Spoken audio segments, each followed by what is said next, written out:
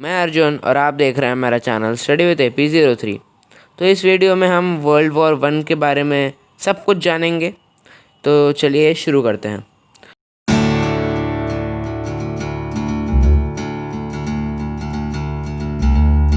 तो एक बहुत बड़ा वॉर यूरोप में शुरू हुआ 1914 में, और इसके कई कॉजेज़ और सर्कमस्टांसेस थे जिसने वॉर का बैकग्राउंड तैयार किया। इस लड़ाई को शुरू करने के लिए बस एक चिंगारी की ज़रूरत थी, और जिस दिन ये लड़ाई शुरू हुई इसने धीरे धीरे यूरोप ही नहीं बल्कि पूरी दुनिया को अपने अंदर ले लिया। तो वर्ल्ड वॉर 1 का मेन कारण यही था कि यूरोप के देश अपने अंदर अंदर में सीक्रेट अलायंस बनाने लगे, सीक्रेट ट्रीटीज़ साइन करने लगे। और सबसे पहले ओटो वैन बिस्मार्क ने ये अलायंस बनाने का सिस्टम शुरू किया। ओटो वॉन बिस्मार्क जर्मनी के पहले चांसलर थे। तो फिर जब फ्रांस बैटल ऑफ सेडान में बुरी तरह से हारा तो बिस्मार्क ने फ्रांस के साथ एक ट्रीटी साइन करी जिसे ट्रीटी ऑफ फ्रैंकफर्ट कहा जाता है। और इस ट्रीटी के अकॉर्डिंग फ्रांस को अपने दो इम्पॉर्टेंट प्रोविंस यानी दो इम्पॉर्टेंट प्रांत एलिस और लॉरेन जर्मनी को देने पड़े। लेकिन फ्रांस इन दो प्रोविंसों को वापस लेना चाहता था और जर्मनी से हार का बदला भी लेना चाहता था। और उधर फ्रांस को यूरोप से अलग रखने के लिए, मतलब फ्रांस को ज़्यादा स्ट्रॉन्ग ना होने देने के लिए बिस्मार्क ने अलायंस का सिस्टम शुरू कर दिया। फिर 1882 में इटली, जर्मनी और ऑस्ट्रिया का ट्रिपल अलायंस बना, और उधर फ्रांस और रशिया अच्छे दोस्त बनते गए। फिर 1907 में ब्रिटेन, फ्रांस और रशिया एक साथ आ गए जिसे ट्रिपल एंटॉन्ट कहा गया। फिर वर्ल्ड वॉर 1 का एक और बड़ा रीज़न था कि यूरोप का हर देश अपने आप को दुनिया का बेस्ट देश मानने लगा, और यही फीलिंग दुनिया की शांति के लिए खतरा बनी। वर्ल्ड वॉर 1 का एक और रीज़न था कि जर्मनी की ईस्टर्न पॉलिसी। तो जब जर्मनी ईस्ट की तरफ अपनी टेरिटरी को बढ़ाना चाहा तो जर्मनी ने टर्की को भरोसा दिलाया कि वो उसका बेस्ट फ्रेंड है। और जर्मनी ऐसा इसलिए कह रहा था क्योंकि वो टर्की से परमिशन चाहता था बर्लिन से लेके बगदाद तक एक रेलवे लाइन बनाने के लिए। अगर ये बन जाती तो जर्मनी को अपना ट्रेड बढ़ाने में बहुत आसानी होती। लेकिन अगर ऐसा हो जाता तो ब्रिटिश एम्पायर के लिए ख़तरा हो जाता, जो इंडिया और एशिया में कई जगहों पर रूल कर रहा था। दूसरी तरफ अभी फ्रांस के लिए भी खतरा होता, जो सर्बिया पर रूल कर रहा था। और जर्मनी की इस पॉलिसी ने यूरोपियन देशों के बीच में दुश्मनी को और बढ़ाया, और इतनी सारी प्रॉब्लम्स के चलते युद्ध के बादल और घने होते जा रहे थे। और लड़ाई को शुरू करने के लिए अब बस एक चिंगारी की ज़रूरत थी, और चिंगारी बनी ऑस्ट्रिया के प्रिंस की हत्या। और इस हत्या के लिए सर्बिया को जिम्मेदार माना गया, और ऑस्ट्रिया और सर्बिया के रिश्ते पहले से ही ख़राब थे। फिर 23 जुलाई 1914 को ऑस्ट्रिया ने सर्बिया को 10 डिमांड्स का एक डिस्पैच भेजा, और इसे सर्बिया को 48 घंटे के अंदर अंदर एक्सेप्ट करना था। सर्बिया ने पूरा डिस्पैच तो नहीं माना, लेकिन उसका एक बड़ा पार्ट मान लिया था। लेकिन ऑस्ट्रिया इससे खुश नहीं हुआ और वॉर की तैयारी शुरू कर दी। बड़े देशों ने पूरी जान लगा दी लड़ाई को रोकने में, लेकिन वो नाकाम हुए। और फाइनली 28 जुलाई 1914 को ऑस्ट्रिया ने सर्बिया पे हमला कर दिया। 3 दिन बाद रशिया ने ऑस्ट्रिया पे हमला कर दिया, और जवाब में जर्मनी ने रशिया पे हमला कर दिया। और जब फ्रांस रशिया का अच्छा दोस्त था तो फ्रांस इससे कैसे दूर रहता, उसने भी जर्मनी और ऑस्ट्रिया पे हमला कर दिया। ब्रिटेन इस लड़ाई से दूर था, लेकिन उसे लड़ाई में तब आना पड़ा जब जर्मनी ने बेल्जियम को कहा कि वो जर्मन आर्मी को अपनी टेरिटरी यानी बेल्जियम की टेरिटरी को क्रॉस करने दे, वरना वो उस पर भी हमला कर देगा। और इसी के चलते ब्रिटेन ने 5 अगस्त 1914 को जर्मनी पे हमला कर दिया। तो जो वॉर 28 जुलाई को शुरू हुआ और 4 सालों तक चला और 1918 में ख़त्म हुआ, ये कई जगहों पर लड़ा गया। तो अब मैं वर्ल्ड वॉर 1 के कुछ इम्पॉर्टेंट इवेंट्स के बारे में बताऊंगा। सबसे इम्पॉर्टेंट इवेंट था the war on the western front. तो इसमें ये हुआ कि जर्मनी का मेन इरादा था फ्रांस पर कब्ज़ा करना। तो फ्रांस पर कब्ज़ा करने के लिए जर्मनी को बेल्जियम से होकर जाना पड़ा था।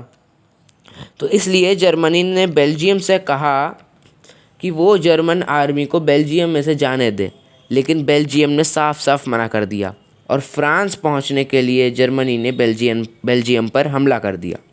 7 अगस्त को जर्मनी ने फोर्ट ऑफ लीज पर कब्ज़ा कर लिया और 20 अगस्त को बेल्जियम की राजधानी ब्रुसेल्स पर कब्ज़ा कर लिया।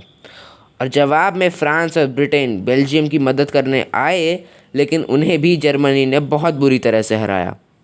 और फाइनली जर्मनी फ्रांस में घुस गई और ऑलमोस्ट पूरे नॉर्दर्न फ्रांस पर जर्मनी ने कब्ज़ा कर लिया। और जर्मनी पेरिस से बस 15 माइल ही दूर थी और लग रहा था कि जर्मनी जल्दी ही पूरे फ्रांस पर कब्ज़ा कर लेगा। तभी फ्रेंच आर्मी इतनी बहादुरी से लड़ी और जर्मनी को हरा दिया। इससे जर्मनी को बहुत बड़ा झटका लगा। उधर जर्मनी और फ्रांस लड़ ही रहे थे कि रशिया ने प्रशिया पे हमला कर दिया, जो कि जर्मनी का एक स्टेट था। और रशिया बहुत जल्दी प्रशिया पर कब्ज़ा करता गया, लेकिन रशिया की ये खुशी ज़्यादा देर तक नहीं रही, क्योंकि जर्मनी ने रशिया को हरा दिया। रशिया ने जो जर्मनी का एरिया कब्ज़ा किया था उसे तो वापस करना ही पड़ा, बल्कि अपनी टेरिटरी का एक पार्ट भी देना पड़ा। और रशिया के 80,000 सोल्जर्स को जर्मनी ने बंदी बना लिया। तो बल्गेरिया वॉर में न्यूट्रल था, लेकिन जब अलाइड पावर्स कमज़ोर होने लगे तो बल्गेरिया ने सेंट्रल पावर्स के फेवर में वॉर शुरू कर दिया। फिर पानी में भी लड़ाई चली रही थी, लेकिन ब्रिटेन को नेवी में कोई नहीं हरा सकता था। और फिर पानी में ब्रिटेन और जर्मनी का सबसे फेमस वॉर हुआ, जिसे बैटल ऑफ जूटलैंड कहा गया। जर्मनी इसमें जीता तो जर्मनी था, लेकिन असली विजेता ब्रिटेन ही था, क्योंकि उसने जर्मनी के फ्लीट को जहाँ से वो आया था उसको वापस वहीं जाने पर मजबूर किया। फिर वॉर चलता रहता है कई जगहों पर और सेंट्रल पावर्स जीत ही रही थी, लेकिन अब आती है अमेरिका बीच में। अमेरिका ने पहले बोल दिया था कि वो वॉर में नहीं पार्ट लेगी, लेकिन हुआ ये कि जर्मनी ने कई अमेरिकन शिप्स को डुबा दिया और अमेरिका को काफ़ी नुकसान झेलना पड़ा। तभी अमेरिका ने जर्मनी से कहा भी कि वो न्यूट्रल देशों पे हमला ना करे, लेकिन जर्मनी ने उनकी बात ही नहीं सुनी। और फिर 6 अप्रैल 1917 को अमेरिका ने वॉर ज्वाइन कर लिया अलाइड पावर्स की तरफ से। फिर 1917 में रशियन रेवोल्यूशन होता है, जिसमें जो रशिया का राजा था सार निकोलस II, उसे हटा दिया गया और बोल्शेविक्स की सरकार बनी और लेनिन प्राइम मिनिस्टर बने। तो लेनिन ने सबसे पहला काम किया वॉर को ख़त्म करने का। रशिया अब वॉर से अलग हो गया था और अलाइड अब थोड़े कमज़ोर पड़ गए थे, और इससे सेंट्रल पावर्स का कॉन्फिडेंस और बढ़ गया। और यहीं से अलाइड पावर्स की आंखें खुली कि हमें अपने दुश्मन को तब तक मारना है जब तक हम जीत नहीं जाएंगे।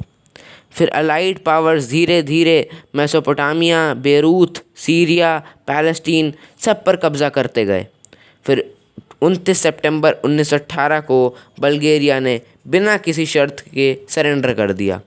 इससे जर्मनी को बहुत बड़ा झटका लगा, और जब लग रहा था कि सेंट्रल पावर्स अब बहुत बुरी तरह से हारेंगे, तो टर्की और ऑस्ट्रिया ने भी सरेंडर कर दिया।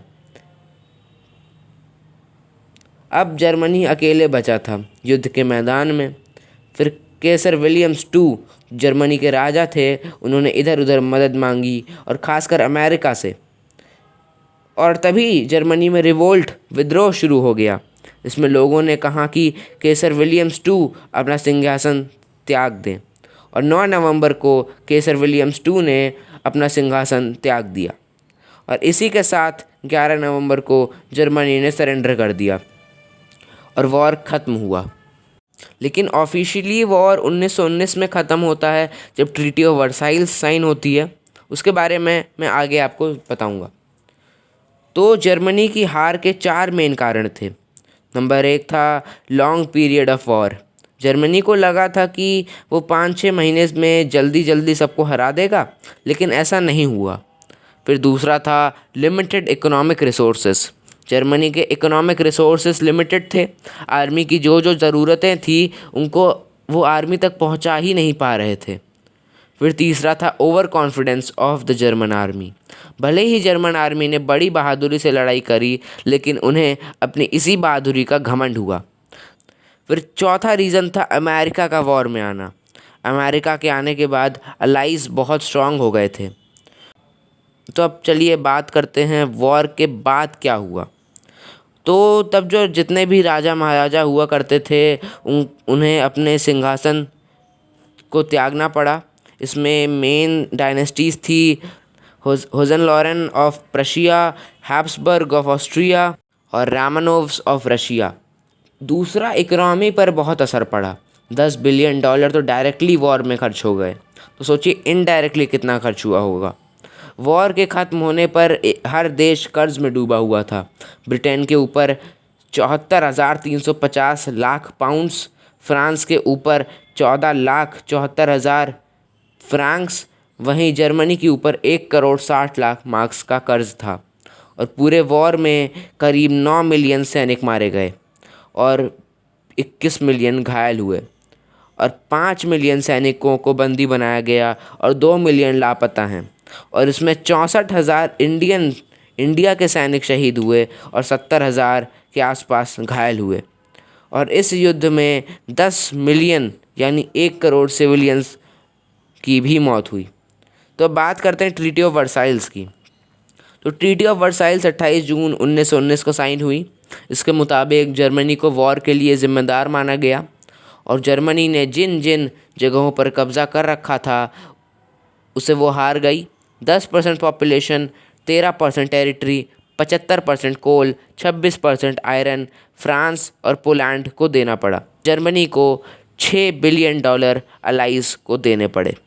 तो इस वीडियो में इतना ही। अगर आपको वीडियो अच्छा लगा हो तो लाइक, शेयर, कमेंट ज़रूर करिएगा।